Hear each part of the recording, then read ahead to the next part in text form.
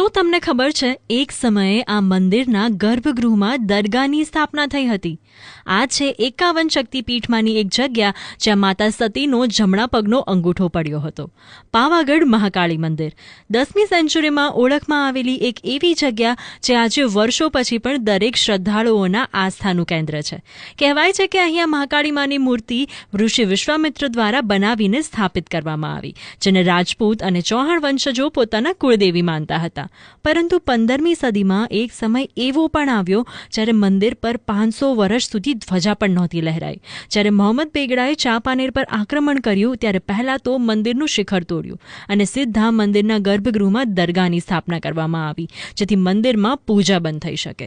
પરંતુ શહેરનું ધીરે ધીરે પતન થયું, રાજાશાહી છૂટી અને આ જગ્યા ફરીથી ભક્તોમાં લોકપ્રિય થવા લાગી. વર્ષો સુધી રહેલા કાચા મંદિરને 121 કરોડનું ભંડોળ મળ્યું અને આખરે બન્યું વિશાળ સુંદર મંદિર. આટલી ઊંચાઈ પર આવેલ આ મંદિરમાં દરેક શરદ અને ચૈત્ર નવરાત્રિમાં ભક્તોની ભારે ભીડ હજી જોવા મળે છે.